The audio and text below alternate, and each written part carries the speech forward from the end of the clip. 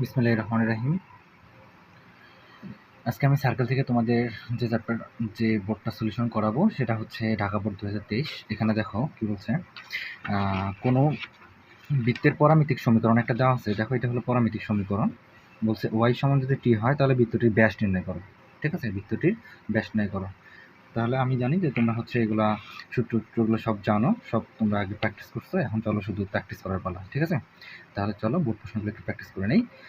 চলো ক নম্বরটা কি বলছে এখানে, এক্স স্কোয়ার সমান 25 মাইনাস টি স্কোয়ার। ঠিক আছে, 25 মাইনাস টি স্কোয়ার। এখানে কি বলছে, পরামিতিক সমীকরণ। তোমরা তো জানো পরামিতিক সমীকরণ হচ্ছে এক্স ওয়াইয়ের পরিবর্তে মনে করো যে অন্য কোনো চলক আসবে। হ্যাঁ, এরকম দেখো এখানে ওয়াই সমান টি, তুমি যদি ওয়াই সমান টি বসাই দাও, এই যে টিকে রিপ্লেস করে ওয়াই সমান বসাই দাও। ঠিক আছে, টিকে রিপ্লেস করে ওয়াই বসাই দাও, তাহলে এক্স স্কোয়ার সমান 25 মাইনাস, তাহলে টি এর পরিবর্তে আমরা কী বসাবো, এখানে বলে দিচ্ছে ওয়াই সমান টি। তাহলে আমরা এখানে হচ্ছে টি এর পরিবর্তে লিখতে পারি ওয়াই স্কোয়ার। কি লিখতে পারি, টি এর পরিবর্তে লিখতে পারি কি ওয়াই স্কোয়ার। বুঝতে পারছো? তাহলে এখান থেকে তোমরা একটা কাজ করো, এটা নিয়ে আসো। তাহলে x square plus y square সমান হচ্ছে 25। তাহলে এটা কি বলো তো, এটা তুমি বৃত্তের ইয়ের সাথে তুলনা করো। এটা হচ্ছে এই বৃত্তটা দেখেই বোঝা যাচ্ছে হচ্ছে কেন্দ্র 0 0, তাই না? কেন্দ্র 0 0। আর কেন্দ্র 0 0 বৃত্তগামী সমীকরণ কি, x square plus y square সমান হচ্ছে কি বলো তো, সমান হচ্ছে আর স্কোয়ার। তাহলে তুমি যদি এটার সাথে তুলনা করো তাহলে এটাকে স্কোয়ার বানায় নাও। দেখো কি হচ্ছে, x square plus y square কি প্লাস 5 স্কোয়ার। তাহলে এখানে হয়ে যাচ্ছে, দেখো স্কোয়ার বানায় নিলা, তাই না? তাহলে এটা আর।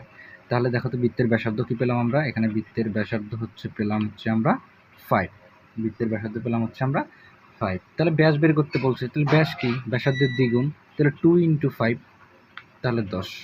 2 × 5 10, তাহলে এত একক। ঠিক আছে, চলো খ নম্বরটা করে ফেলি। খ নম্বরটা এখানে খেয়াল করো, বলছে এমন একটা বৃত্তের সমীকরণ নির্ণয় করো যার কেন্দ্র এক্স অক্ষের উপর অবস্থিত। যার কেন্দ্র হচ্ছে এক্স অক্ষের উপর অবস্থিত। আচ্ছা, বুঝলাম, কেন্দ্র এক্স অক্ষের উপর অবস্থিত। আচ্ছা, তোমরা কি জানো কেন্দ্র যদি এক্স অক্ষের উপর অবস্থিত হয়, কেন্দ্র কি আমরা জানি, কেন্দ্র হলো -g -f, এটা হচ্ছে কেন্দ্র। কেন্দ্র যদি এক্স অক্ষের উপর অবস্থিত হয় তাহলে এই যে কোটির মানটা হয় 0। কি, কোটির মানটা হয় 0। আর যদি বলতো কেন্দ্র ওয়াই অক্ষের উপর অবস্থিত তাহলে হয়তো ভুজের মানটা 0। তাহলে এখানে আমরা কোটির মানটা 0 ধরতে পারি।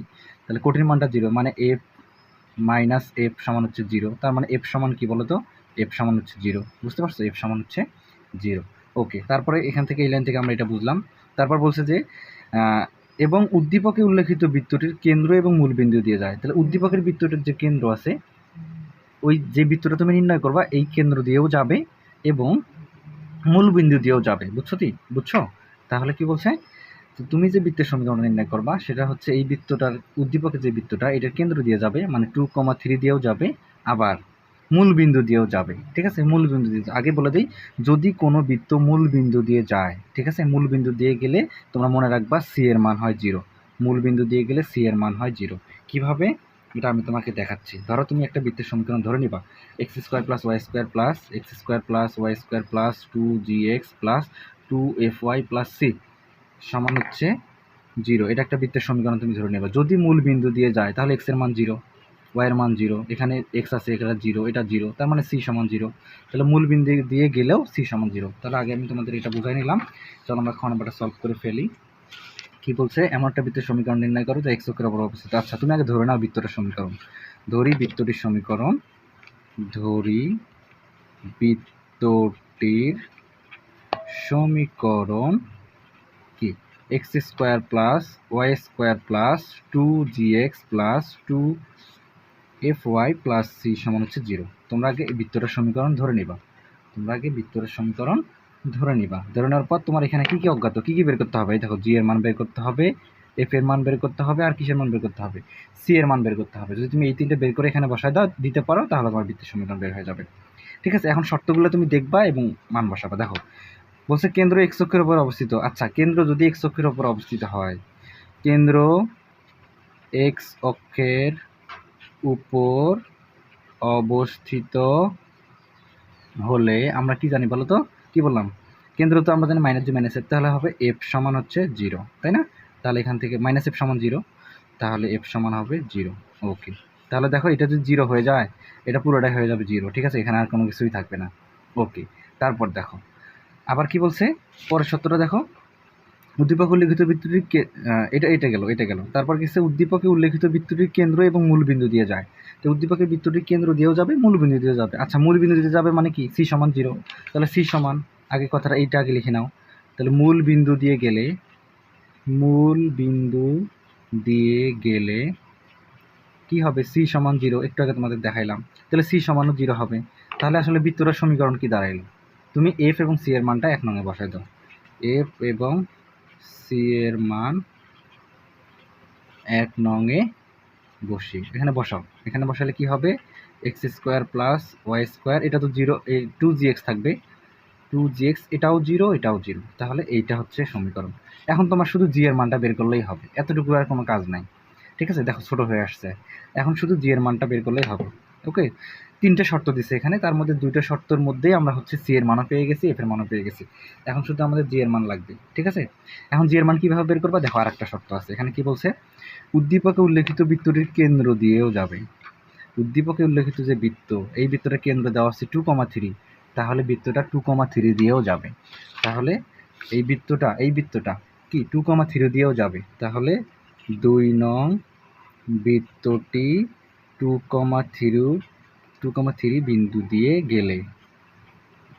গেলে হ্যাঁ, বলছে না এই কেন্দ্র দিয়ে যাবে, তো কেন্দ্র তো 2,3 বিন্দু দিয়ে গেলে আমি তোমাদের বলছি যে হচ্ছে কোনো রেখা বা কোনো কিছু যদি কোনো বিন্দু দিয়ে যায়, তাহলে বিন্দুটা তুমি এখানে সিম্পলি বসাই দিবা। তাহলে এখানে তুমি বিন্দুটা বসাই দিলে কি হবে?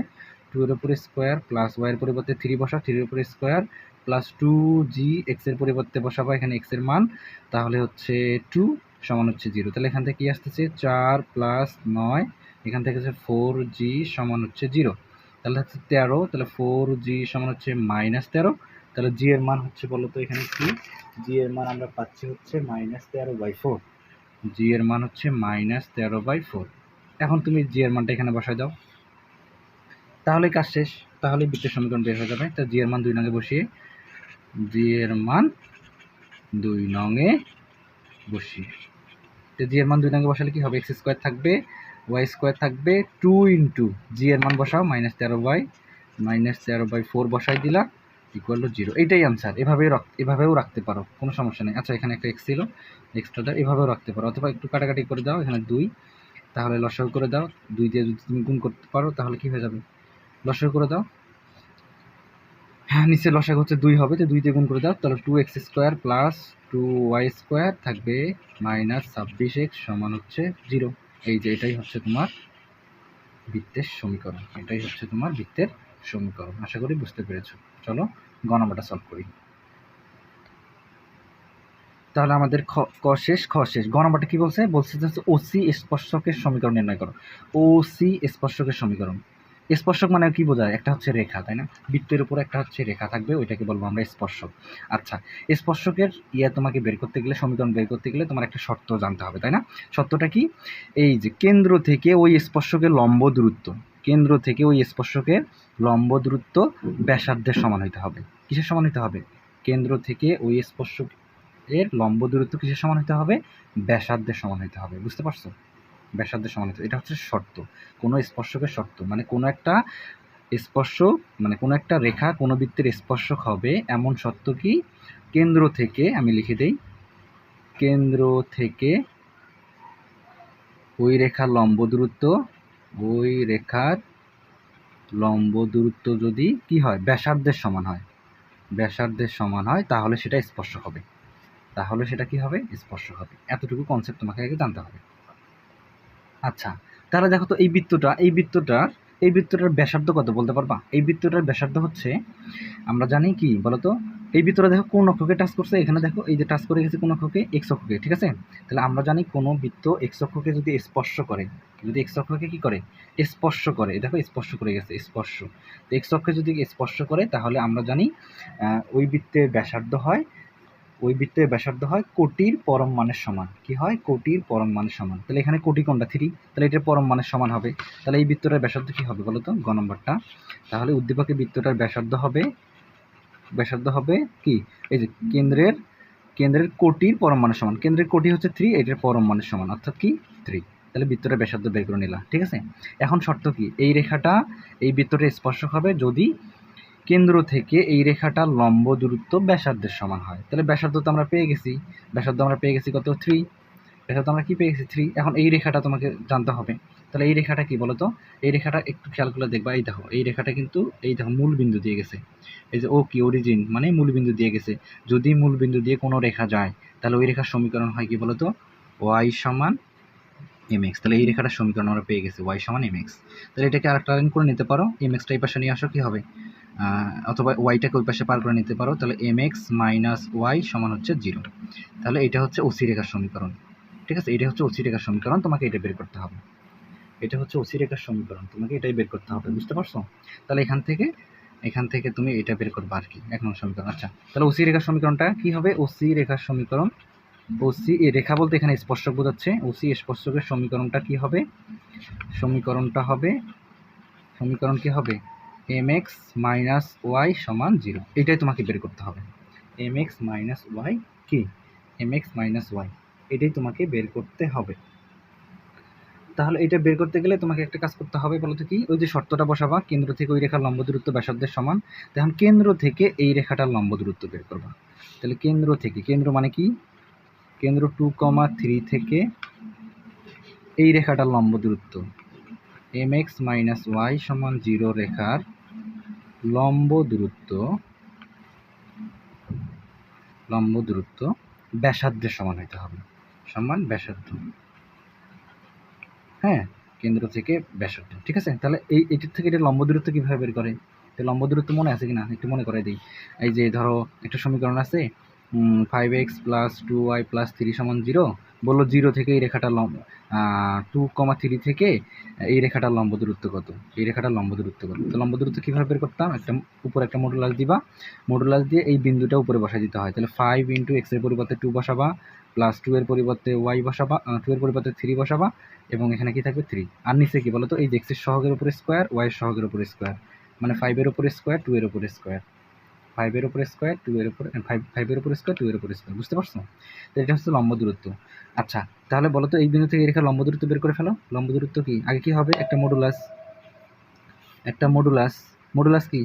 এই যে মডুলাস দিয়ে তারপরে এখানে তুমি বসাই দিবা। তাহলে এখানে m ছিল, x এর পরিবর্তে বসাবা 2, মাইনাস y এর পরিবর্তে বসাবা 3, নিচে হবে রুট ওভার x এর সহগ হচ্ছে x এর সহগের উপরে স্কোয়ার, মানে m এর উপরে স্কোয়ার, y এর সহগের উপরে স্কোয়ার, y এর সহগ হলো সূত্রের প্লাস, y এর সহগ হলো -1, তাই না? -1 এর উপরে স্কোয়ার ইকুয়াল টু কত? ব্যাসার্ধের সমান। তাহলে ব্যাসার্ধ এখানে কত? ব্যাসার্ধ হচ্ছে এখানে 3। এই যে এতটুকু করলে এখান থেকে m এর মান চলে আসবে। m এর মান চলে আসলে এখানে বসাই দিবে, আনসার হয়ে যাবে। তাহলে এখান থেকে কি হবে? উপরে থাকতে হচ্ছে 2m মাইনাস 3 মডুলাস।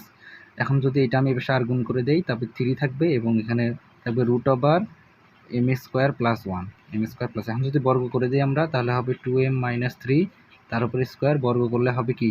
বর্গ করলে হবে 9, এটা হবে m স্কোয়ার প্লাস 1, বর্গ করলে এটা রুট চলে যাবে। তাহলে দেখো 2m মাইনাস 3 তার উপরে স্কোয়ার সমান হয়ে যাচ্ছে কি বলো তো? সমান হয়ে যাচ্ছে 9m স্কোয়ার প্লাস 9। এটা square minus 2ab plus b square সূত্রে ফেলে দাও। স্কোয়ার বলতে হবে স্কোয়ার মানে 4m square, square minus 2ab মানে 3 × 6 সেজন্য 12m প্লাস b স্কোয়ার মানে 9। এটা যদি এই পাশে নিয়ে আসি তাহলে হবে 9 মাইনাস 9m স্কোয়ার, এটা এই পাশে নিয়ে আসলে হবে -9 সমান 0। তাহলে এখান থেকে দেখো এই যে 4m স্কোয়ার 9m স্কোয়ার, তাহলে এখান থেকে বাদ দিলে কি থাকবে বলো তো? 9m স্কোয়ার 4m স্কোয়ার যদি আমরা বাদ দেই এখানে থাকবে হচ্ছে -5m স্কোয়ার, এখানে দেখো 9 ভেনিশ, -12m সমান হচ্ছে 0। একটা মাইনাস কমন নিলে থাকবে 5m স্কোয়ার প্লাস 12m সমান হচ্ছে 0, প্লাস 12m সমান হচ্ছে 0। এখন যদি এখান থেকে m কমন নাও, m কমন নিলে থাকবে 5 প্লাস কত? 5m প্লাস এখানে থাকবে 5m প্লাস 12 সমান হচ্ছে 0। তাহলে m সমান একবার 0, এটা সমান একবার 0, তাহলে m সমান একবার 0 বসাবা, এবং হচ্ছে 5m প্লাস 12 সমান হচ্ছে একবার 0। তারপরে এখান থেকে আমাদের আসতেছে 5m সমান হচ্ছে -12, তাহলে m সমান হচ্ছে -12/5, -12/5। তাহলে দেখো এখানে m এর দুইটা মান। তাহলে m এর দুইটা মান তুমি এটা নেওয়া যাবে না। যদি তুমি এটা m এর মান ঢাল যদি 0 হয় তাহলে তো এটা সমীকরণই থাকবে না, স্পর্শকের সমীকরণই থাকবে না, এটা নেওয়া যাবে না, ঠিক আছে? ঢাল সমান এই তুলসী রেখার সমীকরণ ঢাল 0 হতে পারবে না, ঠিক আছে? এখানে ঢাল 0 না, তাহলে তুমি ঢালের মানটা কোনটা নেবে? এই যে এটা। তাহলে m এর মান কোথায় বসাবা? m এর মান হচ্ছে 1 নম্বর বসিয়ে। এম এর মান ঢাল 0 নেওয়া যাবে না, ঠিক আছে। এম এর মান 1 নং-এ বসি, তাহলে বসায় দাও -12/12। তাহলে এখানে ছিল এম এক্স, তাহলে এম এক্স ছিল, এম বলতে হচ্ছে -12/5 এম এক্স মাইনাস ওয়াই সমান হচ্ছে 0। এটাই আনসার, বুঝতে পারছো? তোমরা এখানে আরেকটা লাইন করতে পারো, আগে 5 দিয়ে গুণ করতে পারো, তাহলে হবে 12x - 5y সমান 0। তারপর এখান থেকে কি নিতে পারো, এখান থেকে কি 12x + 5y লিখতে পারো, এটা মাইনাস কমন নিলেই হয়ে যাবে। 12x + 5y সমান 0, এটাই হচ্ছে তোমার স্পর্শকের সমীকরণ। আশা করি বোঝাতে পেরেছি। যদি ভিডিওটি ভালো লেগে থাকে লাইক দিও, যারা সাবস্ক্রাইব করেনি সাবস্ক্রাইব করে দিও, যারা অলরেডি করেছো তোমাদেরকে অসংখ্য ধন্যবাদ।